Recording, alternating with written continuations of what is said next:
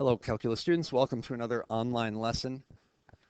Today we're nearing the end of our vector unit, and we're talking about coincident, parallel, and skew 3D vector equations. When we're all done with this lesson, we should be able to classify 3D vector equations and use them in IB level problems. Last class, we talked about 3D vectors, lots of similarities to our 2D vectors.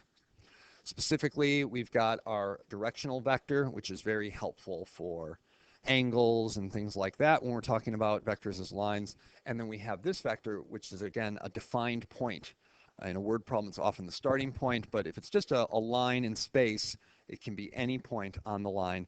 And then we can use those in conjunction with t to find values of x, y, and z, which can be any point on the line.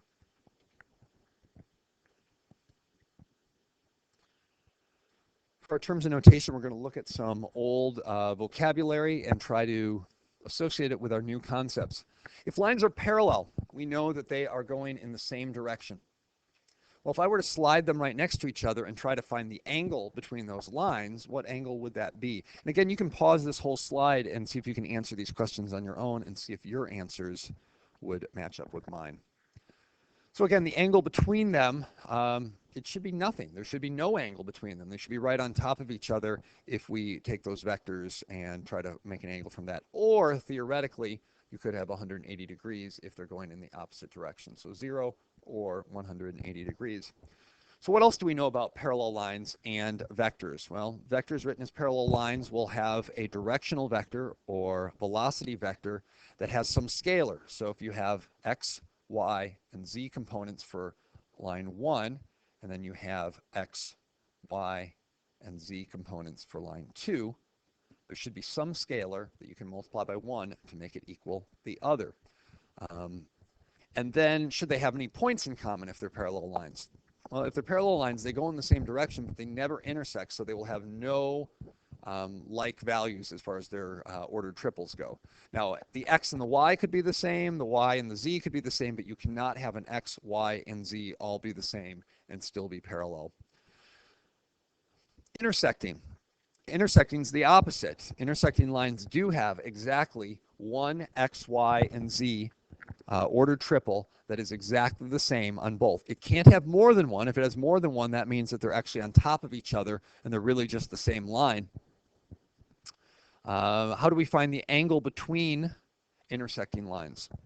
Well, the same way we find angles between any vector equations. We take our directional vector or velocity vectors and we use the dot product cosine angle formula. And what are skew lines? Skew lines are lines that are not on the same plane.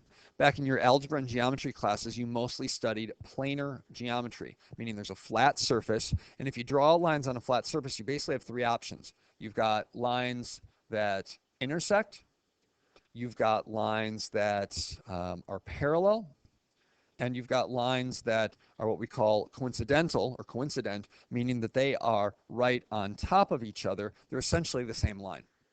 But if they're not on the same plane, you could have one line up front and then another line that is like below it going in a different direction, and they do not actually intersect. They are skew. But that can happen only in 3 dimensions when they're not in a not on a plane. Now, do they form an angle? Yeah, sure they form an angle. You could still take that, when you talk about finding angles, you're just doing dot product and you're not focusing on the points.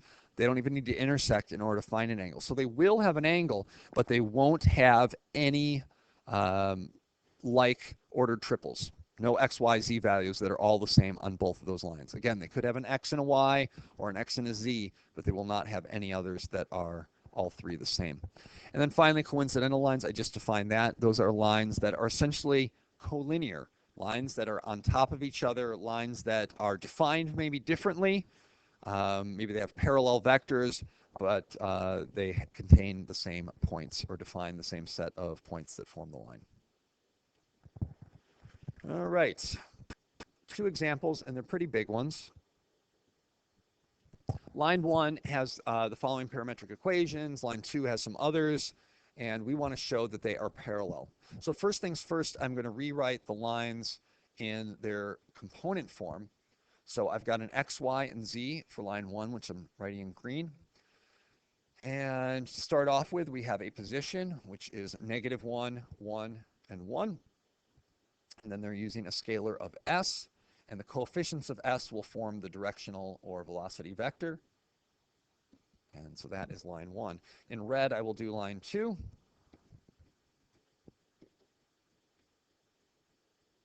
And once again, we have x, y, z. Constants here, there's nothing there, and then a 3. So we've got 1, 0, 3. Scalar variable is t this time, and then we've got coefficients of t of -1, 1, and -2. All right, we're going to show their parallel. First and foremost, the easy part is take their directional vectors and show that one is a scalar multiple of the other. So if I've got -2, I'm sorry, so +2, -2, 4 is my directional vector for my first line, and then I've got my directional vector for my second line, which is -1, 1, and -2. There's some scalar that exists that will turn one into the other. So I'm going to break it up into the components and write an equation that way. So I'll take +2 here, and it should equal this -1 times k. Divide both sides by -1. And I get k equals -2. Now, I should be able to plug in that -2, and so I'm taking this vector right here, which was -1, 1, and -2. I'm going to multiply it by a scalar of 2, and I should end up with all of these answers right there. Well, let's try it. So first things first, I take the -2 times the -1, which gives me a +2. So far, so good. And then I take -2 times the 1, which gives me a -2, which also matches up with my original vector from line 1. And last but not least, -2 times -2, which gives me +4. And you can see that these are the same.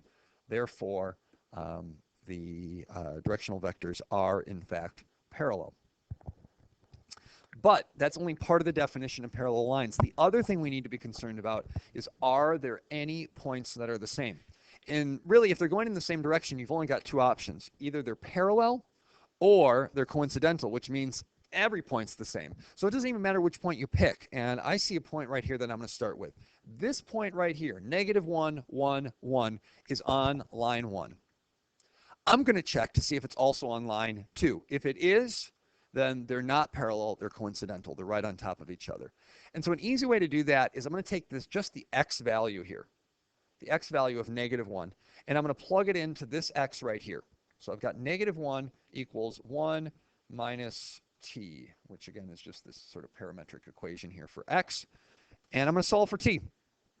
I subtract 1 from both sides. I get -2 equals -t, and so t equals 2. All right, so what am I going to do with that t equals 2 now? Now I should be able to take this t, plug it in here, plug it into my vector equation, and I should get an x value of -1, just like we had here. But what I shouldn't get are the same values for y and z. If I did, then that point is on both lines, in which case they are not parallel. They are, in fact, the same line, or intersecting, but I already showed that their directions are the same, so they can't be just regular intersecting lines. So let's try this out. We already know the x value is -1. Let's try the y value. So y is equal to, you got 0 plus 1t, but we're plugging in our t value of 2. So that means y equals 2. Well, y wasn't supposed to be 2. It was 1 from that other one. So despite having an x value of -1 that I showed right here, the y value on line 2, when x is -1, is 2. And I don't even need to continue because they already don't match up, but we could try it here for the z as well. And that one will also not match up if they're parallel. And so for z, we have this parametric equation of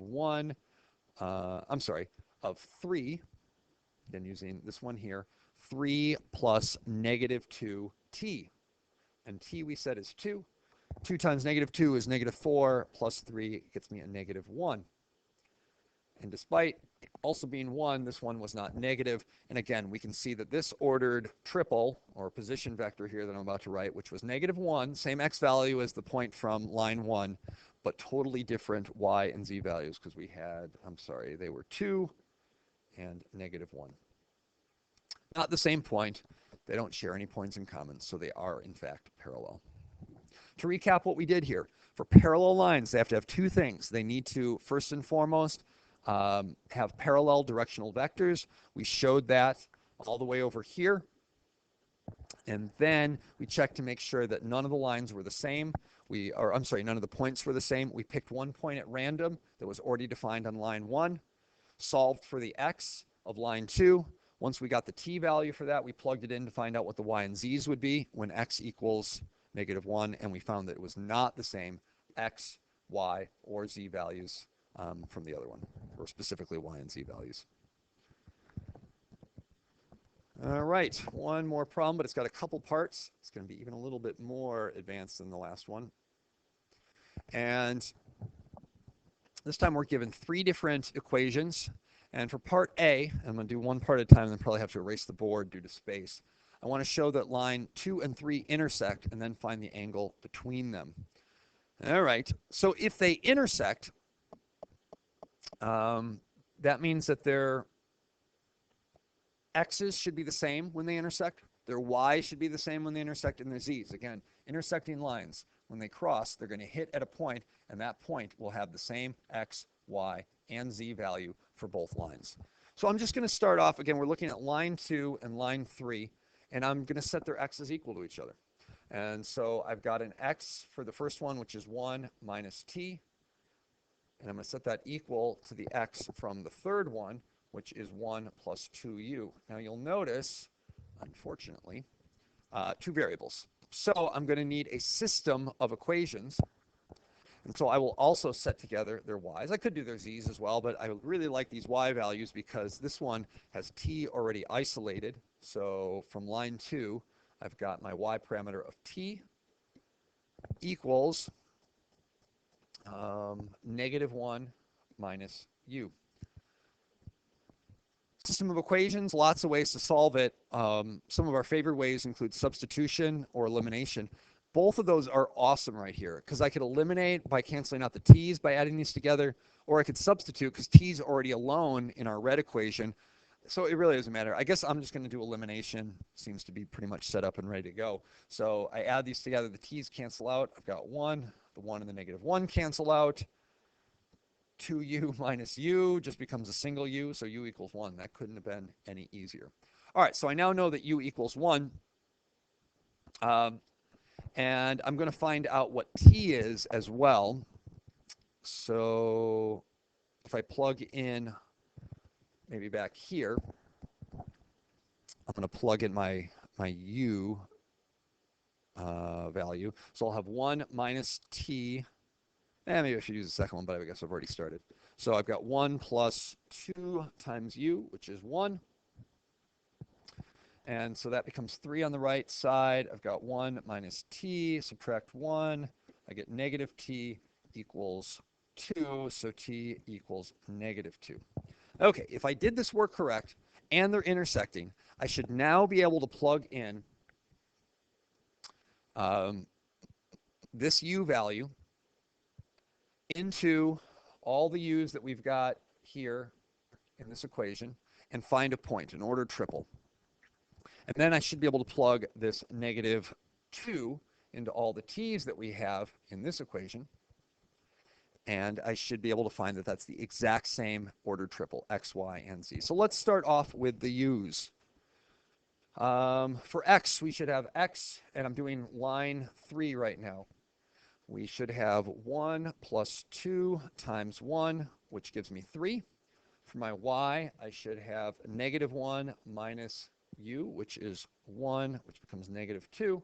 And then for z, I should have 4 plus 3 times u, which gives me 7. So 3, -2, 7. Again, if I did things correctly and they actually intersect, I should be able to find that I have the exact same values coming up here now when I plug the t into line 2 equation. And let's try that out. So I get x, and its x parameter is 1 minus t, so 1 minus negative 2, which two negatives make a positive, so that equals 3. Y is going to become, oh, it's just y equals t up here, so it's y equals negative 2. And then I've got my z, which is going to be 3 minus 2 times my t, which is negative 2 still. Negative 2 times negative 2 is 4, plus that positive 3 gives me 7. And you'll notice I got 3, negative 2, 7 right here. Sorry for the weird line up there.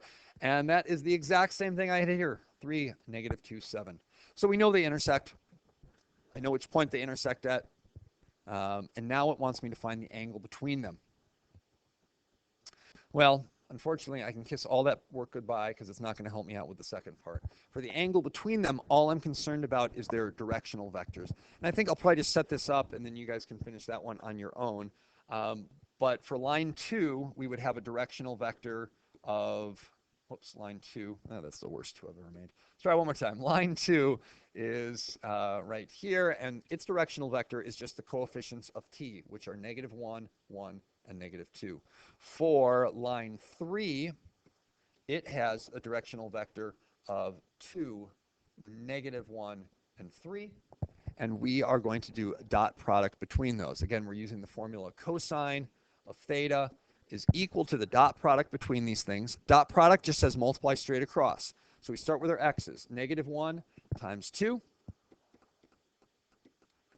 plus our y's, which are 1 and negative 1 getting multiplied together, 1 and negative 1 getting multiplied together, and then our z's, which are negative 2 and 3 getting multiplied together.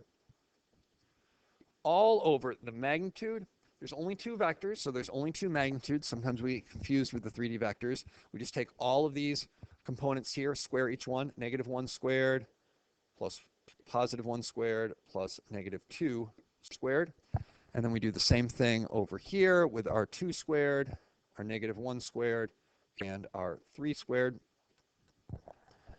You can throw really all that in the calculator as long as you're careful with your parentheses. You'd need one for the numerator and one for the denominator. I'd probably recommend simplifying in your head or by hand first, and then doing inverse cosine of that final answer. But we've done that a lot of times, so I'll let you finish that on your own. All right, now we're on to part B. And we want to show that line 1 and line 3 are skew. By showing that they're skew, we show a couple things. First and foremost, they're not parallel. So we're going to do the same thing we did on the last example, example 1, but this time it's probably not going to work. That would be the idea. So I'm going to first label my vectors, specifically the vector directional vectors for each one of these lines. And so I've got line 1, its directional vector, I think we just did, which was 2, negative 2, 4. And then I've got line 2 with its directional vector. Oh, I'm sorry, line 3 is what I'm supposed to be using for this last part. Line 3. So 1 and 3. I did 1, 3. Again, its directional vectors are the coefficients of the variable, which are 2, negative 1, and 3. Okay. So if they were parallel, going in the same direction, there would be some scalar that would turn one into the other. So I'd be able to take 2, negative 2, and 4 would equal some scalar times 2, negative 1, and 3. All right, let's solve the first one. I've got 2 equals 2k for the x components, and clearly k is 1. However, if I take in, plug k, the k value of 1, back in for k up here, and now try to find the y, I would be taking 1 times negative 1, which was supposed to equal negative 2. But it doesn't. It equals negative 1. It doesn't end up equaling this negative 2 here. So they're not in the same direction. They're not parallel. We could show that for the last one as well, but we don't even really need to. All you need to have is one that doesn't work, and then they do not work. So they're not going in the same direction, so they're not parallel. Now we basically need to do the same thing that we did on the parallel one to show that they also do not have any points in common. but it's a little bit more work because we don't know which point to even guess with. Coincidental, again, they should have all points the same. We're just trying to find out that they have no points the same here. So again, nothing that I've got here is really going to help me out. I'm going to make a system of equations between 1 and 3. So let's start with the x's.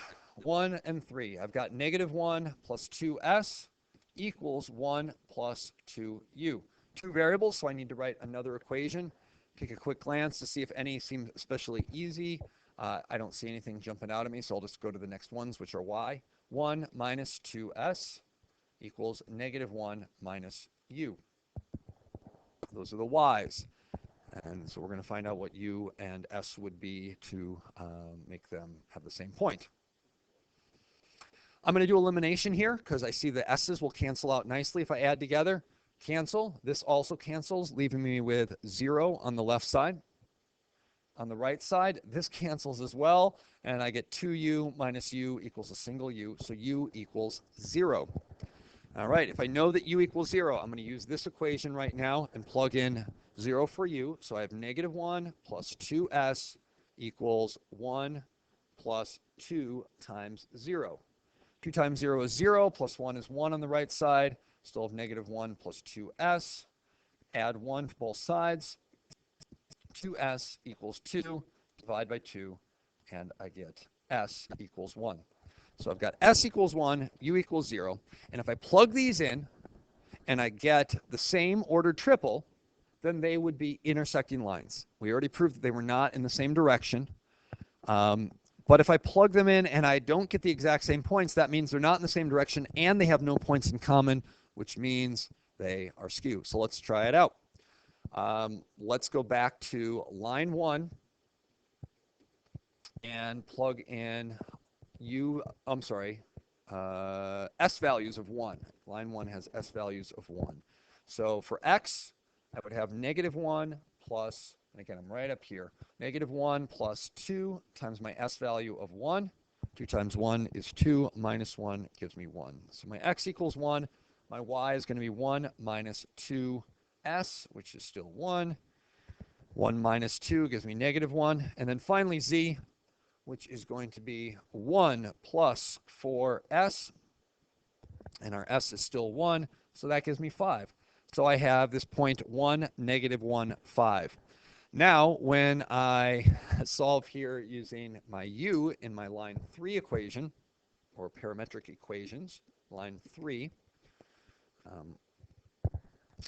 we will not see the same thing if they are skew.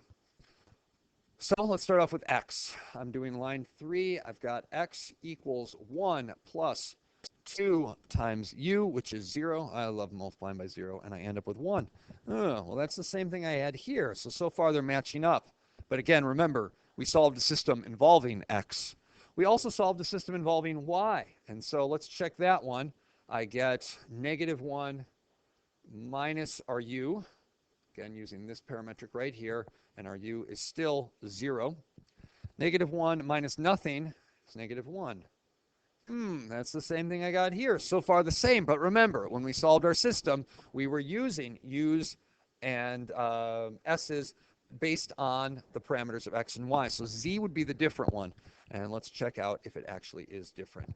Our z parameter is 4 plus 3u. 4 plus 3u, and again our u, is 0. 3 times nothing is 0, plus 4 gives me 4. 4 is not the same thing as 5. So despite having some similar values, they are never at the same spot, on the same lines. So they're skew. Again, no ordered triple in common, and they are not parallel to each other.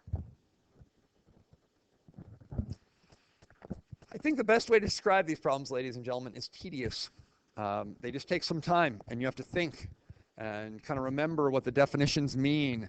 And there's usually 2 parts to each one.